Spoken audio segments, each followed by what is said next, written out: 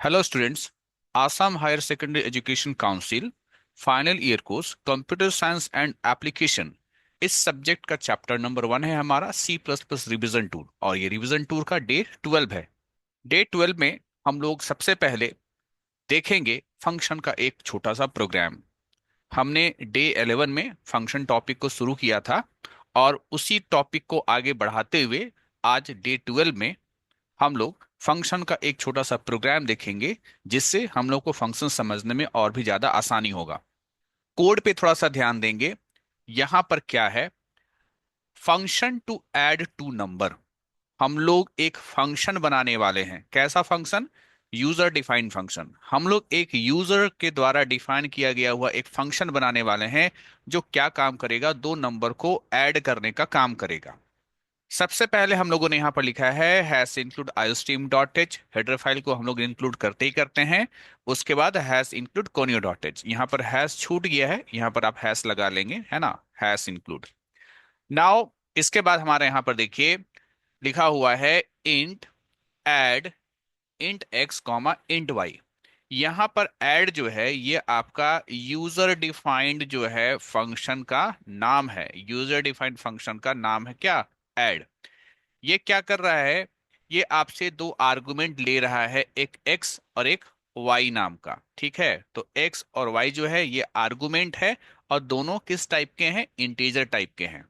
Basically यहाँ जो add नाम का जो यूजर डिफाइंड फंक्शन है, ये आपसे दो आर्गुमेंट लेगा, एक x और एक y। और ऐड के पहले लिखा हुआ इंट यह बतला रहा है कि ऐड नाम का जो फंक्शन है ये इंटीजर टाइप का वैल्यू को रिटर्न करेगा। ठीक है। इसके बाद हमने इस फंक्शन के बॉडी में, ठीक है, हमने इस फंक्शन के बॉडी में लिखा है रिटर्न x प्लस वाई। यानी x और y के वैल्यू को जोड़ करके ये फंक्शन क्या करेगा? x और y के वैल्यू को सम को, है ना, x और y के वैल्यू के सम को यानी जोड़ को रिटर्न कर देगा वहां पर जहां से फंक्शन कॉल हुआ होगा। ठीक है। फंक्शन कहाँ से कॉल होता है? जनरली वो मेन फंक्शन से कॉल होता है। तो फिलहाल हम लोगों ने थोड़ा सा आइडिया हम लोगों ने यहाँ पर ले लिया कि ये आपका यूजर डिफाइंड फंक्शन का नाम है, ये आर्गुमेंट है, ये फंक्शन का रिटर्न टाइप है, और आपका ये फंक्शन एक्स और वाई को ऐड करके रिटर्न करेगा। इसके बाद हम लोग आते हैं मेन फंक्शन में। मेन फंक्शन में हमने क्या किया? यहाँ पर तीन वेरिएबल बनाया हुआ है, num1 num2 और s। इसका क्या यूज है? इसका यूज हम लोग को आगे समझ में आएगा, लेकिन बेसिकली ये समझ लीजिए, जैसा कि आपका यहाँ पर कहा गया था क्वेश्चन में कि दो नंबर को जोड़ना है, तो दो नंबर आप इनपुट कराएंगे। वो दो नंबर आप इनपुट कराएंगे, पहला वैल्यू num1 में, दूसरा वैल्यू num2 में, और s में क्या स्टोर होगा? दोनों का सम। लेकिन इन दो नंबर को ऐड करने का काम कौन करेगा? ये आपका ऐड नाम का फंक्शन करेगा। यानी हम लोग ऐड नाम के फंक्शन को जिम्मेवारी दे देंगे कि num1 और num2 का वैल्यू को वो ऐड करे, जोड़े। आगे बढ़ते हैं यहाँ पर क्लियर स्क्रीन फंक्शन। फिर हम लोगों ने यहाँ पर लिखा सी आउट इंटर टू नंबर। ठीक है। तो आपके आउटपुट स्क्रीन पर इस तरीके से आएगा, इंटर टू नंबर। ठीक। इसके बाद आप दो नंबर इनपुट करेंगे। मान लीजिए आपने इनपुट किया 20, इंटर की। फिर आपने इनपुट किया 30 और इंटर की। ये 20 जो है ना, ये num1 में स्टोर होगा, और जो 30 है वो num2 में स्टोर होगा। तो आप इसको ऐसे समझ लीजिए कि आपका num1 नाम का एक वेरिएबल है जिसमें हमने 20 स्टोर किया, और आपका num2 नाम का वेरिएबल है जिसमें हमने 30 स्टोर किया। ठीक। इसके बाद आते हैं हम लोग इस लाइन में। इस लाइन पे गौर करना, s is equal to add num1 comma num2। इसका मतलब बेसिकली ये हो गया कि हम लोग अब इस ऐड नाम के फंक्शन को क्या करा रहे हैं? कॉल करा रहे हैं। ठीक है, फंक्शन को क्या करा रहे हैं? कॉल करा रहे हैं।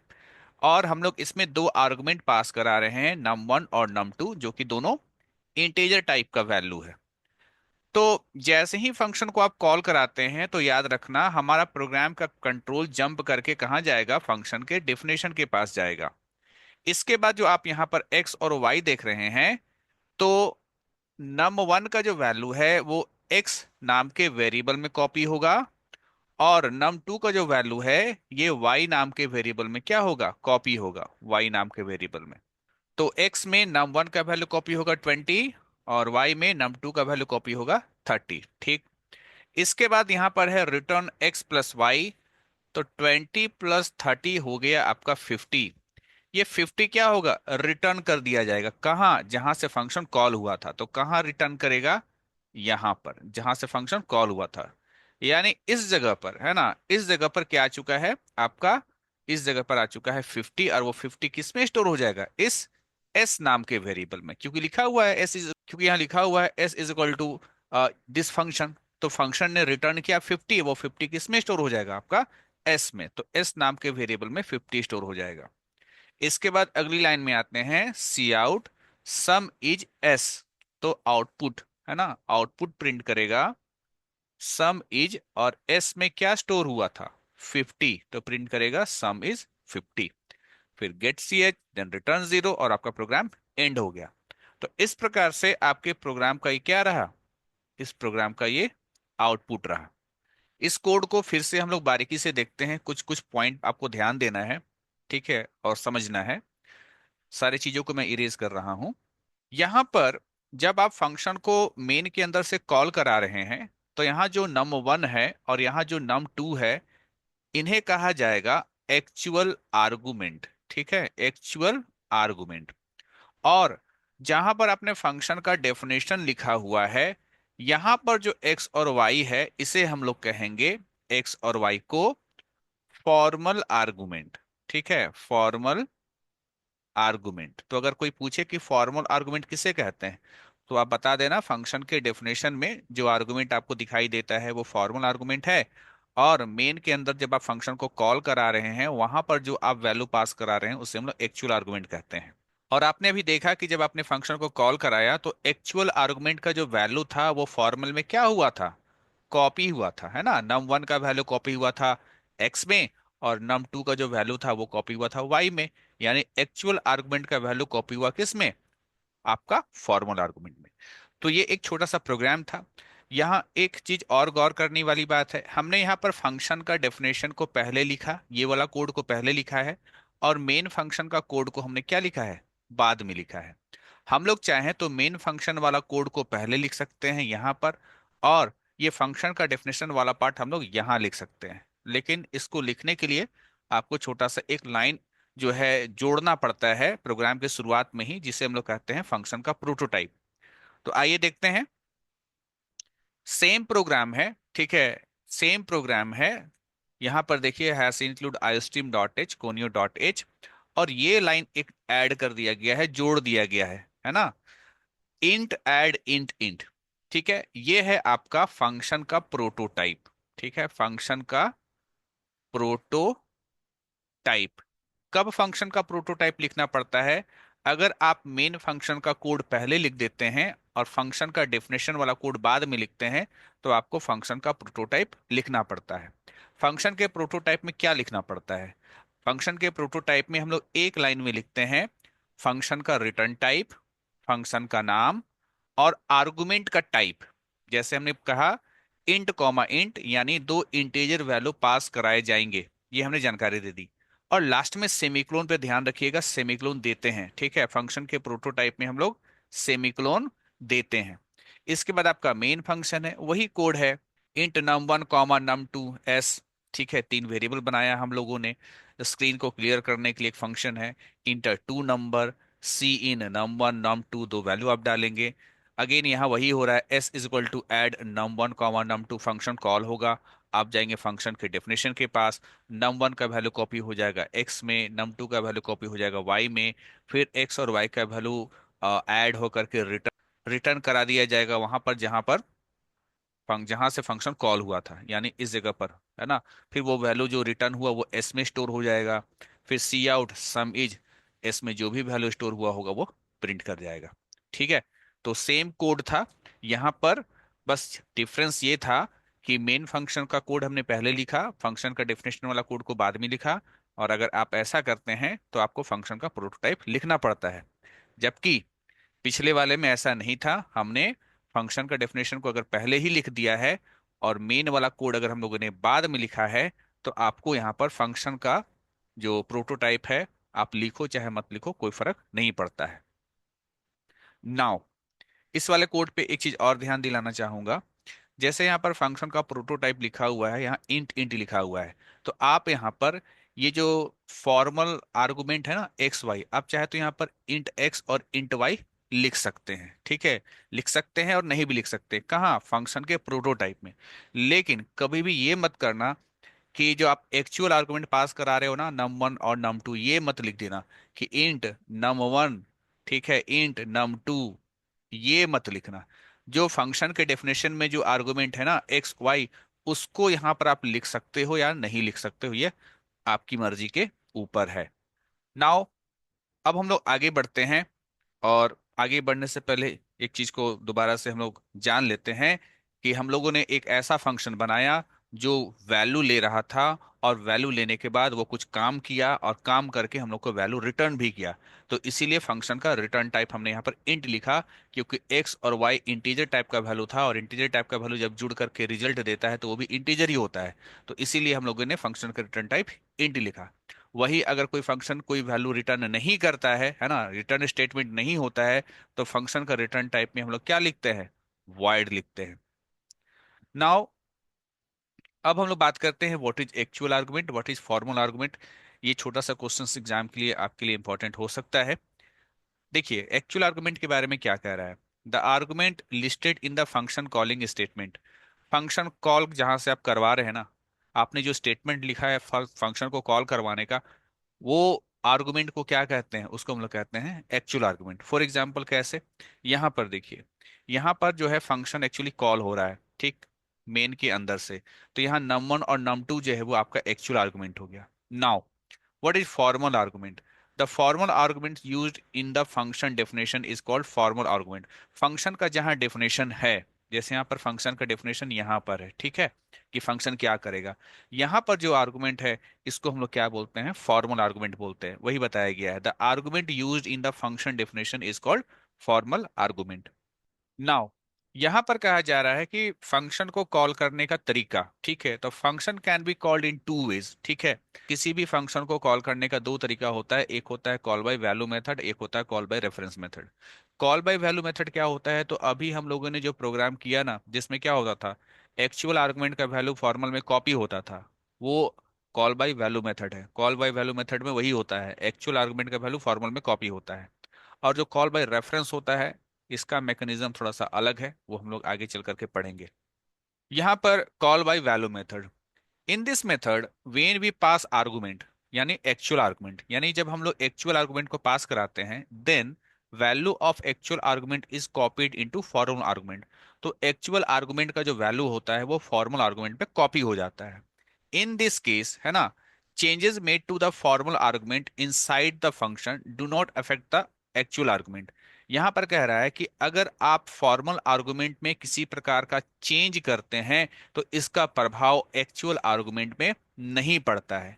इस चीज को आप ऐसे समझ सकते हैं कि अभी हमने क्या करा था, अभी हमने नम वन और नम टू नाम का दो वेरिएबल बनाया था, इसमें 20 और 30 हम लोग इनपुट करवाए थे, ठीक है। उसके बाद जब फंक्शन कॉल हुआ था, तो एक्स नाम का जो है फॉर्मल आर्गुमेंट और वाई नाम का फॉर्मल आर्गुमेंट भी, ये दोनों क्या हुआ था, कॉपी हुआ था, ठीक है, क्या हो गया था, कॉपी हुआ था। और जब जुड़ने वाली बात आई, तो जुड़ा कौन था, एक्चुअली एक्स और वाई जुड़ा था। क्या नम और नम टू जुड़ा था, नहीं, एक्स और वाई को आपने जोड़ा था। तो जो भी काम होता है कॉल बाय वैल्यू मेथड में, वो आपके फॉर्मल आर्गुमेंट के साथ होता है। जो भी चेंजेस होना होता है वो फॉर्मल आर्गुमेंट के साथ होता है, एक्चुअल आर्गुमेंट के साथ कोई भी काम नहीं होता है, उस पर कोई प्रभाव नहीं पड़ता है। तो इसको हम लोग समझते हैं, ठीक है। सबसे पहले देखिए, पासिंग पैरामीटर बाय वैल्यू, यानी कॉल बाय वैल्यू मेथड के बारे में बात हो रहा है। क्वेश्चन क्या है, program to swap two number, दो नंबर को स्वैप करने का प्रोग्राम, यानी इंटरचेंज करने का प्रोग्राम। सबसे पहले hash include iostream dot h, hash include conio dot h. फिर यहाँ पर लिखा है void swap int x int y. Swap मेरे फंक्शन का नाम है, फंक्शन का रिटर्न टाइप वॉइड है, कोई भी वैल्यू रिटर्न नहीं करेगा, और ये दो आर्गुमेंट लेगा, एक्स और वाई। दरअसल ये फॉर्मल आर्गुमेंट है, ठीक है, क्योंकि यहाँ पर ये फंक्शन का डेफिनेशन वाला पार्ट हम लोग यहाँ पर लिखे हैं। यहाँ पर क्या कर रहा है कि एक टेम्प नाम का वेरिएबल होगा, उस टेम्प में सबसे पहले हम एक्स का वैल्यू को डाल देंगे, उसके बाद वाई का वैल्यू को एक्स में डाल देंगे, फिर टेम्प का वैल्यू को वाई में डाल देंगे। तो इसको मैं थोड़ी देर में समझाता हूँ ये करेगा क्या। हम लोग आ जाते हैं सबसे पहले मेन के पास, क्योंकि कोई भी सी प्लस प्लस का प्रोग्राम कहाँ से एग्जीक्यूट करना शुरू करता है, मेन फंक्शन से। तो यहाँ देखिए क्या लिखा हुआ, प्लीज को समझ लो आप। ए नाम का एक वेरिएबल जिसमें 25 स्टोर है, बी नाम का वेरिएबल जिसमें 50 स्टोर है। ठीक, यहां तक समझ में आ गया होगा। क्लियर, स्क्रीन करो। और उसके बाद आता है स्वैप ए कॉमा बी, हम फंक्शन को कॉल करा रहे हैं। जैसे ही हम फंक्शन को कॉल कराएंगे प्रोग्राम का कंट्रोल आएगा फंक्शन के डेफिनेशन के पास। यहां पर क्या होगा कि एक्स और वाई जो है ये आपका फॉर्मल आर्गुमेंट है, कॉल बाय वैल्यू मेथड है। ए का वैल्यू कॉपी हो जाएगा एक्स में 25, बी का वैल्यू कॉपी हो जाएगा वाई में यानी 50। ठीक, अब देखिए मैं यहाँ पर एक्स और वाई का वैल्यू को लिख दे रहा हूँ। ठीक है, इसका 25 है और वाई का 50 यानी 50 है, 25 और 50।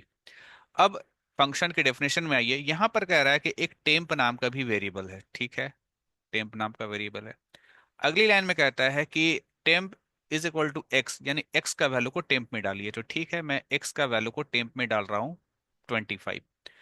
अगली लाइन कह रहा है कि वाई का वैल्यू को एक्स में डालिए, तो वाई का वैल्यू को मैंने एक्स में डाला, ये 25 हट जाएगा और इसमें 50 आ जाएगा। ठीक है, 50 आ जाएगा। फिर अगली लाइन में आते हैं, यहाँ कहता है कि टेम्प का वैल्यू को वाई में डालिए, तो मैं टेम्प का वैल्यू को वाई में डाल रहा हूँ। तो टेम्प का वैल्यू 25 है, वाई में 25 चला जाएगा और 50 हट जाएगा। अब आप देखिए क्या हो रहा है कि एक्स और वाई का वैल्यू इंटरचेंज हो गया। अगर मैं पूछूं कि क्या ए और बी का वैल्यू इंटरचेंज हुआ, आप देखिए ए का वैल्यू और बी का वैल्यू तो वही है 25 और 50। ए बी का वैल्यू इंटरचेंज नहीं हुआ है, वो इंटरचेंज हुआ है किसका किसका, एक्स और वाई का वैल्यू इंटरचेंज हुआ है। ठीक है, तो यहाँ जो भी चेंजेस हुआ वो किस पे हुआ, फॉर्मल आर्गुमेंट पे हुआ, एक्स वाई पे हुआ, न कि एक्चुअल आर्गुमेंट ए बी पे हुआ। इसलिए जब यहाँ से काम खत्म करके जब आप वापस आते हो है ना मेन फंक्शन में, और आप प्रिंट कराते हो the value of A is equal to A, तो ए तो अभी भी 25 है, 25 पे तो 25 ही प्रिंट करेगा। Cout the value of B, B अभी भी देखो क्या है 50 है, तो 50 प्रिंट करेगा।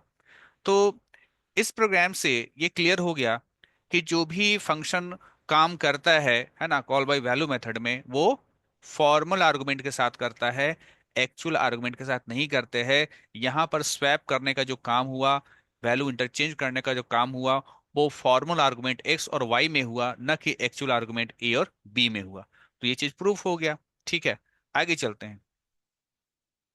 अगला है कॉल बाय रेफरेंस। ठीक है, तो कॉल बाय रेफरेंस के लिए आपको थोड़ा सा रेफरेंस का कंसेप्ट क्लियर होना चाहिए। रेफरेंस हम लोगों ने डे 2 या 3 में हमने पढ़ा है। ठीक है, तो ऐसा करते हैं, पहले हम लोग जो है इसका प्रोग्राम करते हैं, और प्रोग्राम करने के बाद वापस आकर के कॉल बाय रेफरेंस को समझेंगे तो आपको आसानी से समझ में आ जाएगा कि ये दो पॉइंट्स आखिर कह क्या रहा है। तो पहले हम लोग प्रोग्राम देखते हैं। कॉल बाय रेफरेंस अगेन वही है, program to swap two number. सबसे पहले हम लोगों ने यहाँ पे लिखा hash include iostream dot h, hash include conio dot h. Function का प्रोटोटाइप पे थोड़ा ध्यान देना। रिटर्न टाइप वही वॉइड, पिछला प्रोग्राम में भी वैसे ही था। फंक्शन का नाम स्वैप है। आप केवल यहां ध्यान देंगे, यहां है int ampersand x, int ampersand y. ये सिंबल तो एंड वाला ही है, ठीक है, लेकिन सी प्लस प्लस में इसको हम लोग पढ़ते हैं एम्परसेंट। ठीक है, एम्परसेंट पढ़ते हैं, शायद आप जानते होंगे। ठीक है, एम्परसेंट कहते हैं। तो यहाँ लिखा हुआ एम्परसेंट एक्स और यहाँ पर लिखा हुआ एम्परसेंट वाई, जबकि कॉल बाय वैल्यू मेथड में ये एम्परसेंट नहीं था, वहां पर केवल इंट एक्स था और केवल इंट वाई था। तो ये एम्परसेंट का मतलब क्या है, इसको समझना होगा। देखिए एम्परसेंट का मतलब ये है कि x कोई वेरिएबल नहीं है, ये रेफरेंस है। उसी प्रकार से एम्परसेंट y, अब y जो है एम्परसेंट के लग जाने से अब कोई वेरिएबल नहीं है, ये रेफरेंस है। ठीक है, किसी अन्य वेरिएबल का रेफरेंस है। रेफरेंस मतलब अनदर नाम, ठीक है, दूसरा नाम। यहाँ कोड लगभग वही है ना, एकदम सेम है जो हम लोगों ने पिछले प्रोग्राम में देखा। अब आ जाते हैं हम लोग मेन फंक्शन के पास। सेम कोड, ए वेरिएबल जिसमें 25 स्टोर है, बी वेरिएबल जिसमें कि 50 स्टोर है। इसके बाद स्क्रीन को क्लियर करने का फंक्शन है ना, स्क्रीन को क्लियर करेगा स्वैप ए कॉमा बी। अब देखिए क्या हो रहा है कि फंक्शन को हम लोग क्या करा रहे हैं, फंक्शन को हम लोग यहाँ पर कॉल करा रहे हैं। जैसे ही आप फंक्शन को कॉल कराएंगे, आप जानते हैं फंक्शन का कंट्रोल जो है, फंक्शन का नहीं प्रोग्राम का कंट्रोल, प्रोग्राम का कंट्रोल जंप करके कहाँ जाएगा, फंक्शन के डेफिनेशन के पास। पहले क्या होता था ना, ए का वैल्यू एक्स में कॉपी होता था और बी का वैल्यू वाई में कॉपी होता था। लेकिन रेफरेंस अदर चीज है ना। रेफरेंस जो है वो अदर टाइप का चीज है, अलग टाइप का चीज है। रेफरेंस का मतलब होता है कि एक्स का एक और नाम है, एक्स नहीं, ए का एक और नाम है एक्स, और बी का एक और नाम है वाई। यानी ये एक ही ऑब्जेक्ट है जिसका नाम ए भी है और उसका नाम एक्स भी है, ठीक है। और पिछला बार क्या था, ए बी अलग वेरिएबल था और एक्स वाई अलग वेरिएबल था, लेकिन यहाँ पर ऐसा अब नहीं है। रेफरेंस का मतलब होता है कि किसी अन्य वेरिएबल का अनदर नाम। तो ए वेरिएबल का नाम एक्स हो गया और बी वेरिएबल का नाम वाई हो गया, ठीक है। तो ये होता था आपको रेफरेंस। जो लोग रेफरेंस पढ़े हैं उनको समझ में आ गया होगा। तो अब क्या है हम लोगों का कि एक्स मतलब ए समझो और वाई मतलब बी समझो। जो काम एक्स वाई के साथ होगा समझ लो वो काम ए बी के साथ हो रहा है। जैसे बोले ना, एक लड़का है, उसका उम्र 13 साल है, उसका नाम ए भी है और उसका नाम जो है पी भी है। अगर हम बोले कि ए 13 ईयर का है, पी कितने ईयर का है, तो पी भी 13 ईयर का है, क्योंकि दोनों जो है एक ही लड़के का नाम है यहाँ पर, ठीक है। तो वही होता है हमारा रेफरेंस। तो यहाँ पर समझ लो कि एक्स जो है वो ए का रेफरेंस है और वाई जो है वो बी का रेफरेंस है। अब आ जाइए यहाँ पर टेम्प नाम का वेरिएबल। चलिए टेम्प नाम का वेरिएबल यहाँ पर बना देते हैं। अब बात करते हैं कि x का वैल्यू को टेम्प में डालिए। x मतलब a, टेम्प में चला गया। फिर बोलता है कि x का वैल्यू को y में डालिए। x का वैल्यू नहीं, y का वैल्यू को x में डालिए। तो y मतलब b, इसको डालो आप x में, तो यहाँ पर चला गया तो आ गया 50। फिर कहता है कि टेम्प का वैल्यू को y में डालो, तो टेम्प का वैल्यू को y में डालो, तो यहाँ पर क्या आ गया, 25 हो गया, ठीक। अब देखिए, आप कहेंगे एक्स वाई सर इंटरचेंज हुआ। मैं कहूंगा एक्स और वाई, एक्स ए का ही अनदर नाम था और वाई जो है बी का ही एक अनदर नाम था। तो एक्स वाई का इंटरचेंज होने का मतलब हो गया ए बी का इंटरचेंज होना। इसलिए जब ये फंक्शन का काम खत्म हो करके आपका प्रोग्राम का कंट्रोल वापस मेन में आएगा, इस लाइन में आएगा, तो value of A, A interchange हो चुका है, ए का वैल्यू 50 प्रिंट करेगा, वैल्यू ऑफ बी, बी का वैल्यू प्रिंट करेगा 25। तो यहां पर आपने क्या देखा, कॉल बाय रेफरेंस में आपने यही देखा कि जो आपका एक्चुअल आर्गुमेंट है ना, उसमें चेंजेस हो जाता है।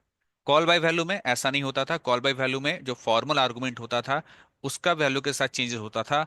लेकिन कॉल बाय रेफरेंस में क्या होता है कि अगर कोई फंक्शन काम करता है ना, कोई फंक्शन अगर काम कर रहा है, जैसे स्वैप यहाँ पर आपका काम कर रहा है, तो इसने किसके वैल्यू को चेंज कर दिया, इसने एक्चुअल आर्गुमेंट का वैल्यू को चेंज कर दिया। यही इसका डेफिनेशन में लिखा जाएगा। तो हम लोग इसका पॉइंट्स को पढ़ते हैं। In call by reference, formal parameter is reference of actual parameter. Call by reference में क्या होता है ना, जो फॉर्मल पैरामीटर होता है, मतलब फंक्शन के डेफिनेशन में जो आर्गुमेंट होते हैं ना, आर्गुमेंट पैरामीटर एक चीज होता है, आपको याद रखना है। तो यहाँ पर कह रहा है कि जो फॉर्मल पैरामीटर होता है वो एक्चुअली एक्चुअल पैरामीटर यानी एक्चुअल आर्गुमेंट का रेफरेंस होता है, अनदर नाम होता है, ठीक है, रेफरेंस होता है। If any change in formal parameter then it will also change actual parameter. अगर हम किसी प्रकार का कोई चेंज फॉर्मल पैरामीटर के साथ करते हैं तो हम लोग को चेंज एक्चुअल पैरामीटर के साथ भी देखने को मिलेगा। तो आप लोग यहाँ कंफ्यूज मत करना, हम लोग पैरामीटर भी बोलते हैं और आर्गुमेंट भी बोलते हैं, ठीक है। तो कॉल बाय वैल्यू में हम आर्गुमेंट आर्गुमेंट बोले जा रहे थे, यहाँ पर पैरामीटर बोल रहे हैं। तो पैरामीटर और आर्गुमेंट जो है वो इंटरचेंजेबली हम लोग इस्तेमाल करते हैं, ठीक है। तो आर्गुमेंट, जहां पैरामीटर है वहां पर आप आर्गुमेंट समझ लो, ठीक। तो मेरे ख्याल से आपको समझ में आ गया होगा, नहीं समझ में आया हो तो कमेंट करके बता देना। आगे चलते हैं, व्हाट इज रिकर्सन। देखिए, a function that calls itself is known as recursive function and this technique is called recursion. एक फंक्शन जो खुद को ही बार बार कॉल करे उसको हम लोग कहते हैं रिकर्सिव फंक्शन, और इस टेक्निक को कहा जाता है रिकर्सन। कैसे समझेंगे इसको, कोड के माध्यम से समझेंगे। देखिए यहां पर क्या है, ये देखिए आपका मेन फंक्शन है और यहां पर आपका एक फंक्शन है, यूजर डिफाइंड फंक्शन है जिसका नाम है रिकर्स। अब देखिए रिकर्स बोल देने से ये रिकर्सिव फंक्शन नहीं हो गया। हम यहाँ पर एक्स वाई जेड भी अगर नाम रख दें, ठीक है, तो भी हम एक्स वाई जेड नाम का भी हम लोग रिकर्सिव फंक्शन बना सकते हैं। तो यहाँ पर क्या होगा हम लोगों का कि आप एक चीज गौर करना, ये आपका मेन फंक्शन है। कोई भी प्रोग्राम कहाँ से रन करना शुरू करता है, मेन फंक्शन से। यहाँ कुछ कोड लिखा है, ये एग्जीक्यूट करेगा। फिर देखिए ये फंक्शन कॉल होगा, जैसे फंक्शन कॉल होगा तो हम कहाँ जाएंगे, फंक्शन के डेफिनेशन के पास। जब फंक्शन के डेफिनेशन के पास गए, यहाँ अंदर आए तो यहाँ भी कुछ कोड काम किया, फिर देखो ये फंक्शन फिर से देखो रिकर्स यहाँ भी लिखा है हमने, रिकर्स यहाँ भी लिखा है। जब यहाँ पर लिखा था तो फंक्शन कॉल होने पर कहाँ चला गया, फंक्शन के डेफिनेशन के पास, मेन से। उसके बाद जब आप इसके अंदर आए तो वही फंक्शन खुद को ही क्या कर रहा है, कॉल कर रहा है। खुद को कॉल कर रहा है, फिर आएगा अंदर, खुद को ही बार बार कॉल करता जाएगा। ठीक है। आप बोलोगे सर ये तो कभी रुकेगा नहीं। हम बोले हाँ, ये जो कोड लिख दिए इसमें तो कहीं रुकेगा नहीं, लेकिन रिकर्सन का जो एक कंप्लीट प्रोग्राम जब हम लोग बनाते हैं तो वहाँ रुकने का भी हम लोग व्यवस्था कर देते हैं, अरेंजमेंट कर देते हैं, वो रुकता भी है। ठीक है। बेसिकली हमको ये समझाना था ना कि एक फंक्शन जो खुद को ही बार बार कॉल करे। ठीक है। एक फंक्शन जो खुद को ही बार बार कॉल करे, ऐसे फंक्शन को हम लोग रिकर्सिव फंक्शन कहते हैं, and this process is called recursion. तो ये था आपका फंक्शन से रिलेटेड सारे topic. Call by value, call by reference, दोनों काफी इंपॉर्टेंट है आपके फाइनल ईयर के लिए भी। भले ही ये फर्स्ट ईयर का टॉपिक है लेकिन फाइनल ईयर के लिए भी आपके लिए इंपॉर्टेंट है। और रिकर्सिव फंक्शन क्या होता है ये भी आप लोगों ने यहाँ पर देख लिया। तो बच्चों ये था डे 12 के सारे टॉपिक। डे 13 में हम लोग आगे के टॉपिक्स को लेकर के आपके सामने प्रेजेंट होंगे। आपको वीडियो कैसा लगता है कमेंट करके जरूर बताना, अपने फ्रेंड्स के बीच में जरूर शेयर करना। मिलते हैं नेक्स्ट वीडियो में, तब तक के लिए थैंक यू।